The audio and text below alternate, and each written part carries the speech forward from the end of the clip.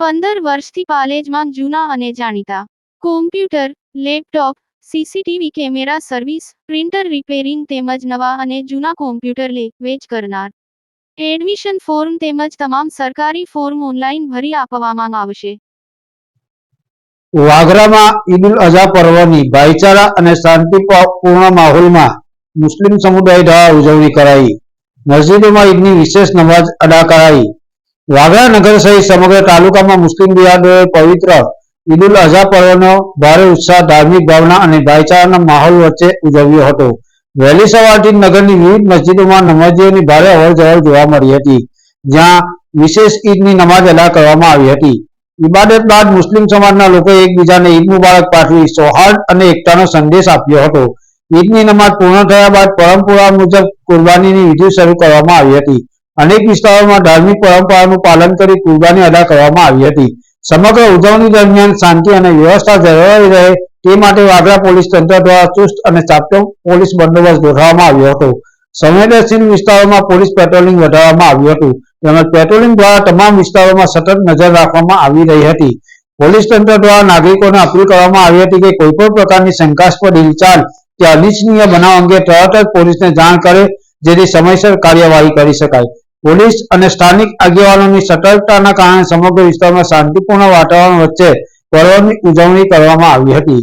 વાગરા ઉપરાંત સલાદરા, વિલાયત, વરાસમની, જુનેદ, પહાજ, મુલેર, ચાંચવેલ સહિતના આસપાસના ગ્રામ્ય વિસ્તારોમાં પણ ઈદ ઉલ અઝા પર્વ ભારે ઉમંગ અને ધાર્મિક આસ્થા સાથે ઉજવાઈ રહ્યું છે.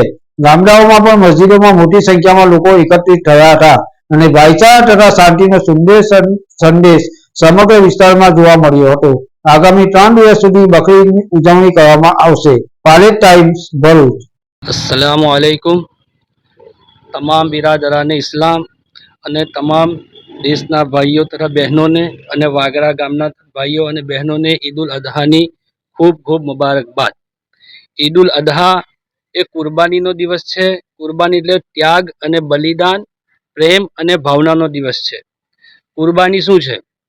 તો કુરબાની ઇબ્રાહીમ અલૈહિસ્સલામની સુન્નત છે કે જ્યારે અલ્લાહ તાલાએ ઇબ્રાહીમ અલૈહિસ્સલામને ખ્વાબના જરીએ હુકમ કર્યો કે તમારી કોઈ પ્યારી ચીજને કુરબાન કરો, તો અલ્લાહ તાલાના ઈશારાને ઇબ્રાહીમ અલૈહિસ્સલામ સમજી ગયા અને ઇસ્માઇલ અલૈહિસ્સલામ જે એમના લડકા છે એમને કુરબાન કરવાનું નક્કી કર્યું અને કુરબાન ગાહ પર એમને લઈ ગયા. તો ઇબ્રાહીમ અલૈહિસ્સલામે ઇસ્માઇલ અલૈહિસ્સલામને કીધું કે અલ્લાહની રાહમાં તમને કુરબાન કરવાના છે. તો ઇસ્માઇલ અલૈહિસ્સલામે કીધું કે અલ્લાહના હુકમનું અબ્બાજાન તમે પાલન કરો, બેશક તમે મને સબર કરવા વાળો પામશો.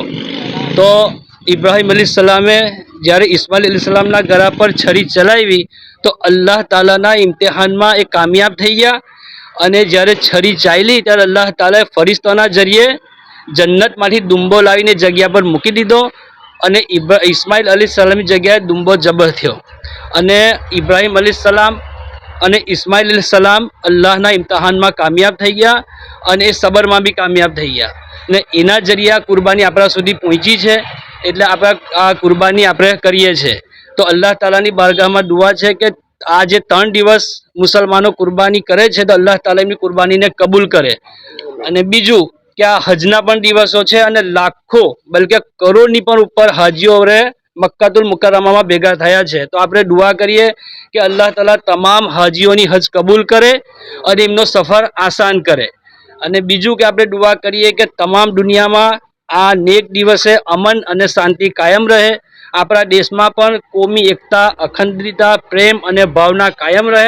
આપણો દેશ દિવસે દિવસે તરક્કી કરે અને ખાસ કરીને વાગરામાં કોમી એકતા બની રહે, ભાઈચારો બની રહે, પ્રેમ અને ભાવના બની રહે અને વાગરા પર દિવસે તરક્કી કરી અલ્લાહની બારગાહમાં દુઆ છે.